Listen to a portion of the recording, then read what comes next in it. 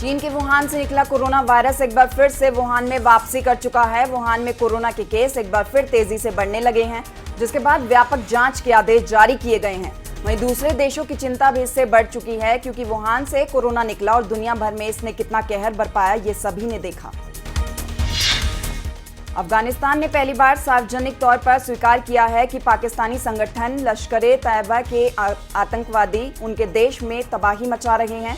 अफगानिस्तान के विदेश मंत्री हनीफ अतमर ने तालिबानी हिंसा के संबंध में भारतीय विदेश मंत्री एस जयशंकर को फोन किया और संयुक्त राष्ट्रीय सुरक्षा परिषद की आपातकालीन बैठक बुलाने को लेकर बात की। इसे लेकर अफगानिस्तान ने भारत से मदद भी मांगी है। दरअसल भारत इस महीने संयुक्त राष्ट्रीय सुरक्षा परिषद का अध्यक्ष है, यानी ऐसी किसी भी तरह की बैठक बुलाने में भारत की अहम भूमिका रहेगी। अमेरिकी रक्षा विभाग की इमारत पेंटागन के बाहर फायरिंग हुई। पेंटागन के बाहर मेट्रो स्टेशन के पास हुई फायरिंग के बाद सुरक्षा एजेंसियां अलर्ट हो चुकी हैं। फायरिंग के बाद रक्षा विभाग की इमारत पेंटागन में लॉकडाउन लगा दिया गया था, जिसके बाद उसे हटा दिया गया। वहीं एक पुलिस अफसर की चाकू गोदकर हत्या कर दी गई। हालांकि पुलिस वालों ने हमलावर को मार गिराया।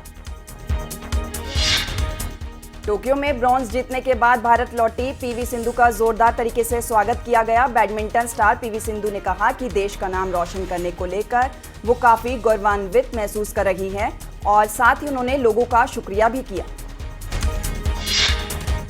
राज्यसभा सांसद दीपेंद्र हुड्डा ने कृषि कानून पर फिर मोदी सरकार को घेरा। दीपेंद्र हुड्डा ने केंद्रीय कृषि मंत्री नरेंद्र सिंह तोमर के बयान पर पलटवार किया और कहा कि चाय पीने में किसानों की कोई रुचि नहीं है। केंद्र सरकार पर उन्होंने जुबानी प्रहार करते हुए कहा कि सरकार अहंकार में डूबी हुई है। सरकार में विपक्ष और किसानों की आवाज को दबाने का काम किया गया है। हरियाणा के गृह मंत्री अनिल विज ने 15 अगस्त को तिरंगा फहराने और यात्रा को लेकर मिल रही धमकियों पर पलटवार किया। अनिल विज ने आतंकी ग्रुप को खुला चैलेंज दिया और कहा कि किसी में दम है तो तिरंगा फहराने से रोके। रोहतक पुलिस के एक जवान पर गुंडागर्दी और पिटाई के आरोप लगे हैं। पीड़ित परिवार ने पुलिस समेत बीजेपी के पार्षद पर भी आरोप लगाए हैं। पूरी वारदात से जुड़े कई वीडियोस भी सामने आए हैं। पीड़ित परिवार के आरोप है कि उनके घर के बाहर हरियाणा पुलिस का जवान गाली गलौज कर रहा था। परिवार ने उसे ऐसा करने से मना किया तो जवान ने अपने कुछ साथियों के साथ मिलकर परिवार पर हमला बोल दिया। हिमाचल विधानसभा सत्र के तीसरे दिन की कार्यवाही भी जारी रही। इस दौरान कांग्रेस विधायकों ने सदन में वॉकआउट कर दिया। दरअसल कांग्रेस की तरफ से बेरोजगारी और फर्जी भर्तियों को लेकर चर्चा की मांग की गई थी। उत्तरी भारत के प्रसिद्ध धार्मिक स्थल चिंतपूर्णी में होने वाले श्रावण अष्टमी मेले को लेकर पुलिस ने रणनीति तैयार कर ली है।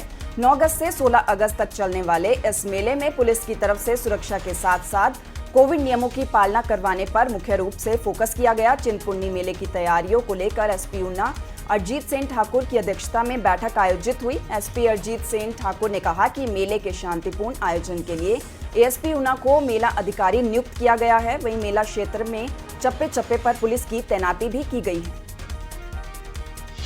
मुख्यमंत्री पुष्कर सिंह धामी ने सचिवालय में मोबाइल एप्लीकेशन उत्तराखंड भूकंप अलर्ट ऐप का शुभारंभ किया। उत्तराखंड राज्य आपदा प्रबंधन प्राधिकरण, आपदा प्रबंधन विभाग और आईआईटी रुड़की ने इस ऐप को बनाया है। इस ऐप के माध्यम से भूकंप से पहले की चेतावनी मिल जाएगी। उत्तराखंड ये ऐप बनाने वाला पहला राज्य है। इस ऐप के माध्यम से भूकंप के दौरान लोगों की लोकेशन भी हासिल हो सकेगी। भूकंप अलर्ट ऐप के जरिए मलबे में फंसे होने की भी जानकारी अब मिल सकेगी।